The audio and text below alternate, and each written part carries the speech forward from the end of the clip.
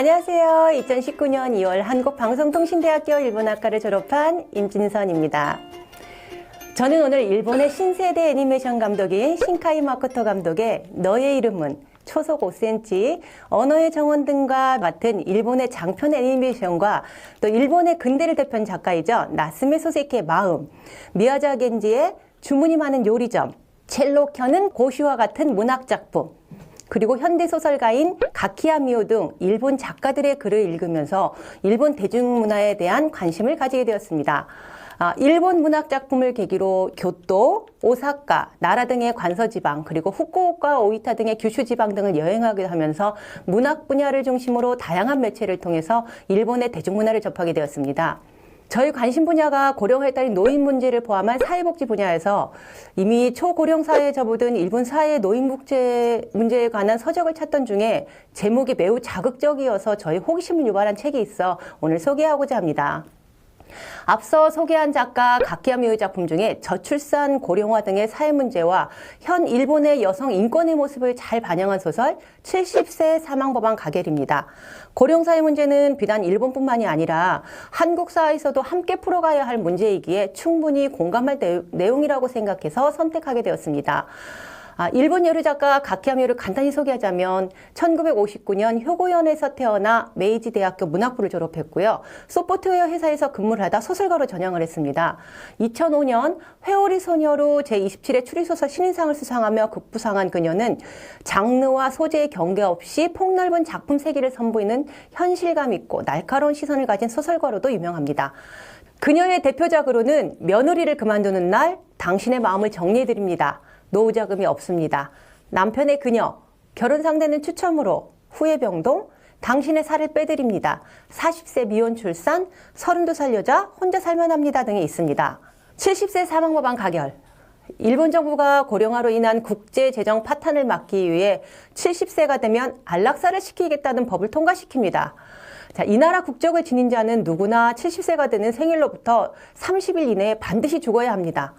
정부 추산에 따르면 이 법안의 시향으로 국가 재정 문제도, 노인 문제로 괴로워하는 가정 문제도 모두 해결된다고 합니다. 이 소설의 시작은 거동이 어려운 시어머니를 13년째 수발하고 있는 며느리 도요코로부터 시작이 됩니다.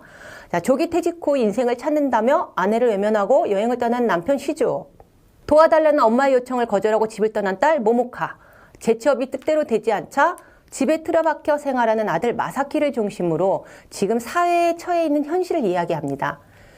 이 가족의 변화는 모든 상황이 지긋지긋했던 도요코가 몰래 모아둔 비상금을 챙겨 가출함이 시작되고 그 빈자리를 채우기 위해 남은 가족들이 그동안 도요코에게만 맡겨뒀던 일을 자신들이 대신 해내며 진행되어 갑니다. 이 책은 70세 사망법안이 가결되는 비현실적인 설정을 바탕으로 저출산 고령화, 그로 인한 국가의 생산성 저하와 부채 증가, 여전한 취업난까지 우리 사회가 직면한 문제를 매우 현실적으로 그려내고 있습니다. 이 법안을 가결한 개혁가, 총리의 숨은 목적은 70세 노인들을 모두 죽이려는 게 아니었습니다. 사회 구성원 모두가 조금씩 배려하고 희생하여 70세가 넘었을 때 장수가 재앙이 아닌 축복인 사회를 만들기 위해 국민의 마음을 열고 동의가 필요했던 겁니다. 이 법이 시행된 2년 동안 사회 전체적으로 분위기 쇄신이 일어나기 시작합니다. 이대로 있으면 안 되겠다며 각성한 국민, 물건과 돈을 기부하는 노인들, 더 열심히 살려고 노력한 젊은이들, 덕분에 총리가 이 법안을 거두며 이야기는 장수가 축복인 사회로 한 발짝 나아가며 끝이 납니다. 작가는 이 극단적인 법이 한 가정에 미치는 영향을 보여주며 노인이 경제 주체로서 제대로 된 사회 구성원이 될 수 있는 방법은 없는지, 그러려면 어떤 정책이 필요한지, 그로 인한 세대 갈등 해소를 위해 우리는 어떤 노력을 해야 하는지에 대해 질문을 던집니다. 언제부턴가 우리 사회에선 존경받는 노인들의 이야기가 사라졌습니다. 오히려 부담스러운 짐이라는 감상이 돌고 일본에선 노인을 혐오한다는 뜻의 협노라는 단어까지 생겨납니다. 법을 통해 노인들에게 빨리 죽을 것을 종용하는 모습은 어쩌면 소설 속 이야기만은 아닐지 모릅니다. 만약에 우리나라에서 이런 법안이 시행이 된다라 하면 우리나라 사람들은 어떤 선택을 했을까요? 70세 사망법안, 당신은 어떤 선택을 하시겠습니까?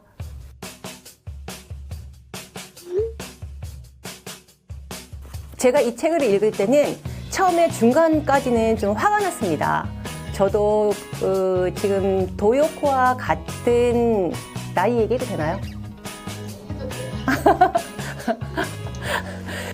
50, 60, 70 나이가 고령화가 된다고 하지만 이 사회를 위해서 얼마든지 더 많은 일들을 할 수 있다라는 생각을 갖고 있기 때문에 저는 반대 의견을 가지고 있습니다.